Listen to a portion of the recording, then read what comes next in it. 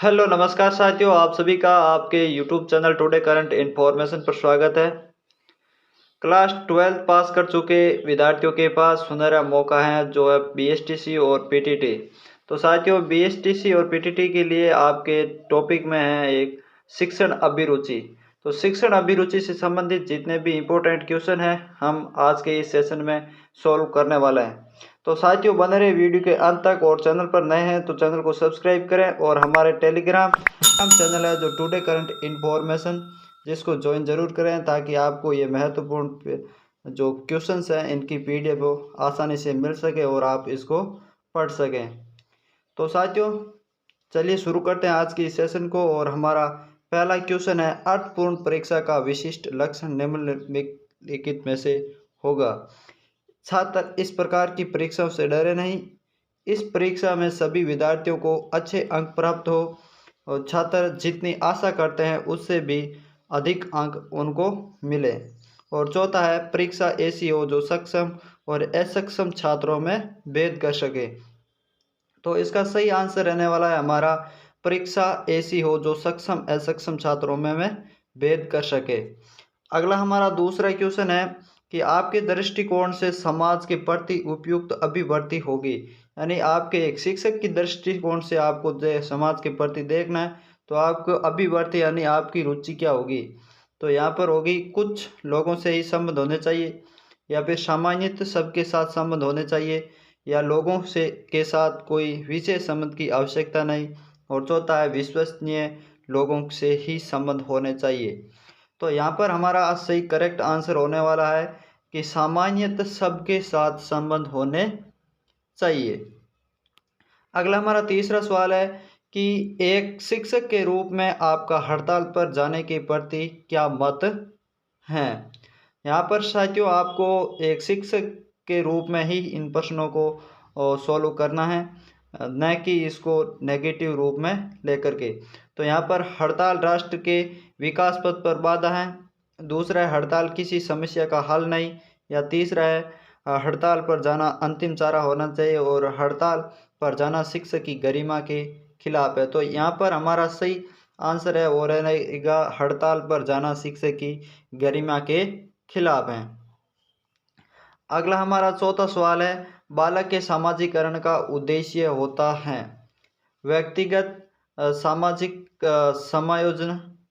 समायोजन में भर्ती करना, और बालक की अभिवृत्तियों, पसंदों तथा विश्वासों का विकास करना, और एक सामाजिक समूह के प्रति मानों को विकसित करना, और चौथा है, समूह मानकों को ग्रहण करने योग्य बनाना। तो इसका हमारा करेक्ट आंसर रहने वाला है 1 नंबर, यानी व्यक्तिगत सामाजिक व समायोजन में भर्ती करना। अगला आपका 5वां सवाल है, शिक्षक को कक्षा कक्ष में किस प्रकार के प्रश्न पूछे जाने चाहिए। ऐसे प्रश्न जिनके उत्तर छात्र आसानी से दे सकें। दूसरा है, ऐसे प्रश्न जिनसे ये संकेत मिल सके कि छात्र शिक्षक के शिक्षण से प्रभावित हुए हैं। और तीसरा है, ऐसे प्रश्न जिनके उत्तर आसानी से नहीं दे सकें, और इनमें से कोई नहीं। तो इसका करेक्ट आंसर है हमारा दूसरा, यानी ऐसे प्रश्न जिनसे ये संकेत मिल सके कि छात्र शिक्षक के प्रशिक्षण से प्रभावित हुए हैं। अगला हमारा छठा सवाल है कि एक शिक्षक होने के नाते आप सीखने के किस नियम को नहीं अपनाएंगे। यानी आपको एक शिक्षक के तौर पर यानी कौन सा नियम है जो सीखने के लिए आप नहीं अपनाएंगे। यहाँ पर पहला है तत्परता का नियम, दूसरा है आंशिक क्रिया का नियम, और तीसरा है अभ्यास का नियम, और चौथा है प्रलोभन का नियम। तो इसका सही आंसर होगा हमारा प्रलोभन का नियम, यानी लालच दे करके सिखाना। ये हम क्या है, ये नियम नहीं अपनाएंगे। अगला हमारा 7वां सवाल है, बालक अपने व्यवहार की सामाजिक स्वीकृति जिस अवस्था में चाहता है वह अवस्था है, वह किशोर अवस्था, बाल्यावस्था, शैशवावस्था और प्रौढ़ा अवस्था। तो इसका आंसर है हमारा किशोरा अवस्था। अगला 8वां क्वेश्चन है, आप छात्रों को प्रश्न पूछना क्यों चाहते हैं। यानी आप छात्रों को प्रश्न क्यों पूछना चाहते हैं? छात्रों की सहायता के लिए, और ये जानने के लिए कि वे ध्यानपूर्वक सुन रहे हैं या नहीं, या फिर ये जानने के लिए कि सब छात्रों में किसका बुद्धि स्तर उच्च है और इनमें से कोई नहीं। तो इसका हमारा जो आंसर रहेगा, सही आंसर, यानी यह जानने के लिए कि वे ध्यानपूर्वक सुन रहे हैं या नहीं। और इसके बाद 3 नंबर है जो आपको इस यह आंसर देखो तो मिलेंगे, या फिर इसके बाद देगा तो 2 नंबर मिलने के लिए या तीसरा, और 1 नंबर के लिए 1 नंबर आंसर दोगे तो 1 नंबर मिलेगा। यानी इसके अंदर आपको जो सटीक आंसर दिया जाएगा उसके अंक है जो पूरे में से पूरे मिलने वाला है। अगला 9वां सवाल है आपका कि यदि कोई छात्र अपनी कक्षा के सभी विषयों में कमज़ोर है तो आप क्या करेंगे? यह आप उसके प्रत्येक विषय में कमजोरी का पृथक पता लगाएंगे, और जैसे ही कमजोरी का पता लगता है उसे तुरंत दूर करने का प्रयास करेंगे। आप जिसकी कमजोरी के कारणों को जानने की कोशिश करेंगे, या इनमें से कोई नहीं। तो इसका हमारा करेक्ट आंसर रहने वाला है कि आप उसकी कमजोरी के कारणों का पता लगाएंगे, यानी जानने की कोशिश करेंगे। अगला हमारा 10वां सवाल है, किसी संगठन में कमजोर नेतृत्व का क्या परिणाम होगा? संगठन टूट जाएगा, संगठन में विद्रोह हो जाएगा, संगठन में नई शक्ति का उदय होगा, संगठन का प्रत्येक सदस्य स्वतंत्र हो जाएगा। यानी किसी संगठन में कमजोर नेतृत्व होगा तो संगठन है जो टूट जाएगा। अगला हमारा 11वां सवाल है, बालक का सामाजिक विकास श्रेष्ठ होगा यदि बालक के माता पिता उचित लाड प्यार करें तथा सामाजिक नियमों का सावधानी से पालन करवाएं, और यदि बालक के विद्यालय में अच्छा वातावरण एवं उत्तम छात्रों के साथ मिलने जुलने का मौका मिले, और तीसरा है, यदि माता पिता बालक के साथ कठोर एवं दमनात्मक व्यवहार रखें, और यदि शिक्षक बालकों को कठोर अनुशासन में रखें। तो यहाँ पर आपका जो आंसर है ये रहेगा 1 नंबर, यदि बालक के माता पिता उचित लाड प्यार करें और सामाजिक नियमों सावधानी से पालन करवाएं। न कि आपको कठोर दमनात्मक व्यवहार अपनाना है और न ही कठोर अनुशासन में रखना है। अगला हमारा 12वां सवाल है कि आपके विचार से परीक्षा न्याय उचित है क्योंकि इस दौरान छात्र भयभीत रहते हैं, आपको इस हेतु घर से कोई तैयारी करके नहीं आना पड़ता, और औपचारिक परीक्षा लेने की योग्यता होने के कारण आप शिक्षण से बच सकते हैं, और इनमें से कोई नहीं। तो इसका हमारा करेक्ट आंसर है इनमें से कोई नहीं। अगला आपका 13वां सवाल है कि कक्ष में अनुशासन बनाने के लिए आवश्यक तत्व हैं। शिक्षक का आदर्श एवं विविधतापूर्ण व्यक्तित्व, और शिक्षक की संजीदा या गंभीर प्रकृति, और शिक्षक का सम्मानित कैंडर, और इनमें से कोई नहीं। तो यहाँ पर है शिक्षक का आदर्श एवं विविधतापूर्ण व्यक्तित्व। अगला आपका 14वां सवाल है कि बालक की नींव प्राथमिक स्तर के शिक्षक द्वारा निर्मित होती है, अतः उसका कार्य होता है बोझिल, सरल, कठिन, महत्वपूर्ण। यानी बालक की नींव प्राथमिक स्तर के शिक्षक द्वारा तो यहाँ पर होता है महत्वपूर्ण। क्या होती है? महत्वपूर्ण होती है।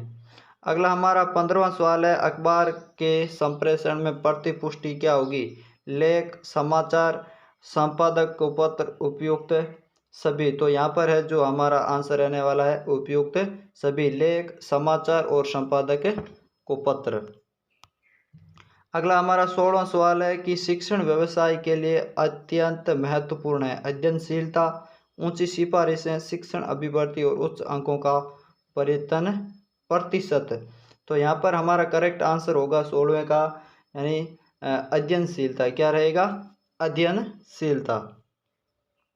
17वां सवाल है, हमारे समाज में भ्रष्टाचार व्यापक रूप से फैला हुआ है, आपका इस संदर्भ में क्या विचार है?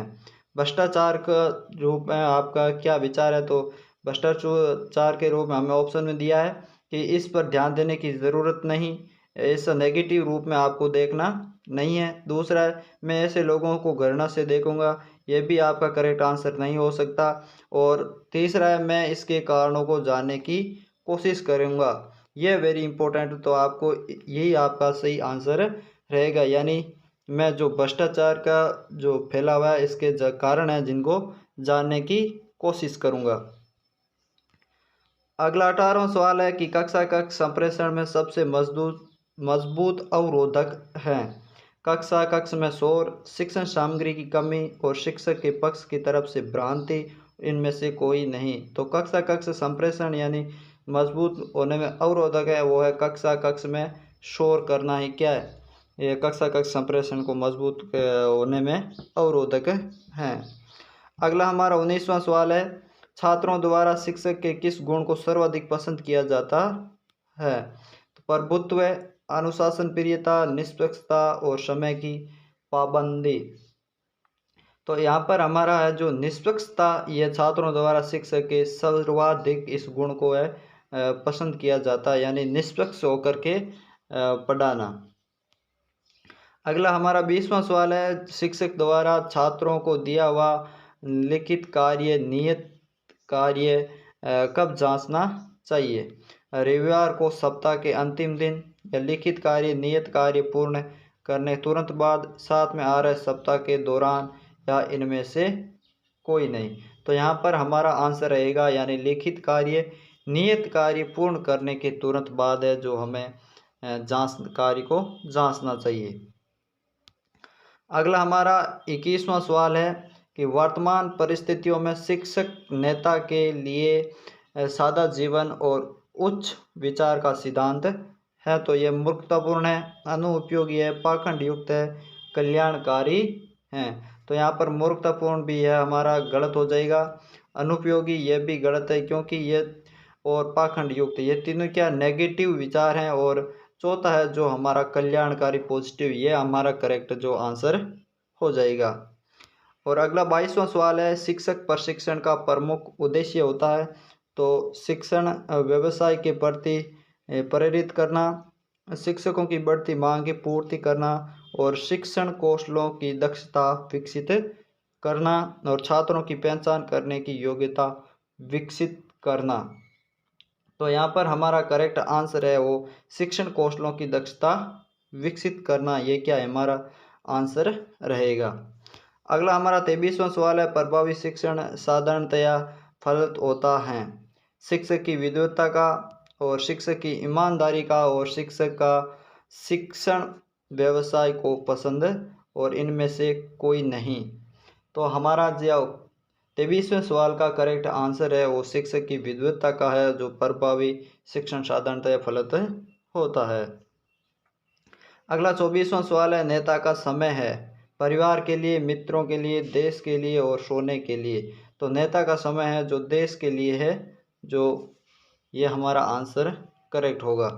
और 25वां सवाल है हमारा कि एक छोटे बच्चे को किसकी आदतों को ग्रहण करना चाहिए, उसके मित्रों की, उसके शिक्षकों की, और परिवार के सदस्यों की, और सहपाठी तथा विद्यालय मित्रों की। तो यहाँ पर एक छोटे बच्चे की आदत है जो एक शिक्षक के गुणों को क्या ग्रहण करना है। तो साथियों, आज के सेशन में हमारे ये 25 जो क्वेश्चन थे वेरी इंपॉर्टेंट, इन पर हमने चर्चा की।